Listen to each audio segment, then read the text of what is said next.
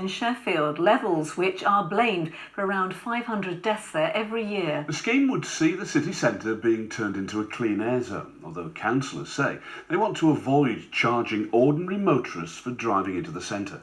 Well, instead they want to be able to give grants to the owners of the worst offending vehicles like older taxis, vans and buses to help them upgrade to cleaner engines. Well, Katie Oscroft is live for us this evening in Sheffield. Katie.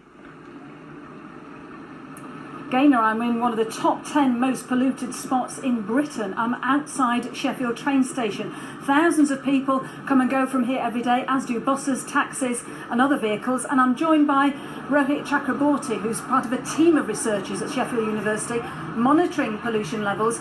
You've got your equipment there at the moment. You can tell us, what are the levels now? Hello. NO2 and particulates are one of the major pollution we find here in Sheffield. And I've been sat here monitoring the particulates, which this monitors. And right now, whenever there is a bus or a diesel train approaching near us, I can see a definite spike. So if it's 4, it rises up to 40, 50 micrograms per cubic meter, which basically is 4 to 5 times the World Health Organization limit set to us. And people walking past have no idea that the levels are that high, or what they're breathing in. Yeah, no, they have no idea. People are walking and cycling around us, and because this is invisible, what happens is when we breathe in, it just goes into our blood, it gets deposited into our lungs, causing different problems like asthma attacks and even lung cancer. Rohit, thank you for giving us those readings, and no wonder then that Sheffield Council is taking this so seriously. Monitoring levels of pollution in a city which has been told to clean up its act.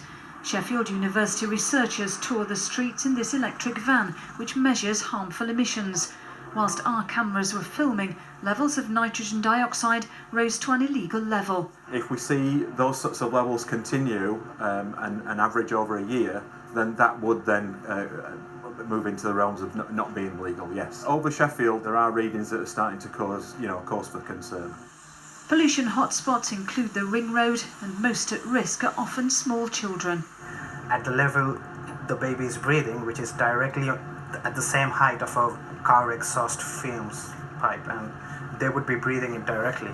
People often think Sheffield as a green city, but the problem is air pollution is invisible, and right now the amount of green is not sufficient to just combat the air pollution level we have. If we could see it, if you can see the air pollution around us, we would be alarmed about the air we are breathing in.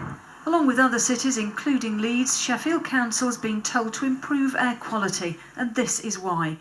20% of the vehicles in the city centre, that's vans, buses and taxis, cause 50% of the pollution. That contributes to 500 deaths in Sheffield every year. The council wants £50 million from the government to help put this right.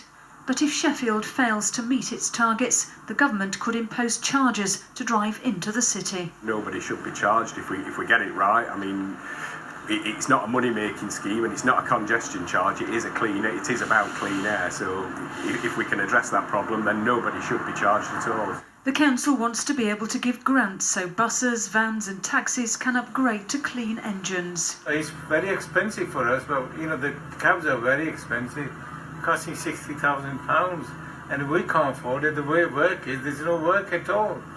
So, we'll be struggling, we'll be out of job, I suppose. This research team has known for some time that pollution levels in Sheffield are too high. People who live here now have 8 weeks to make their views heard about a clean air zone due to begin in 2021. Katie Oscroft, ITV News, Sheffield. We'll stay with us still.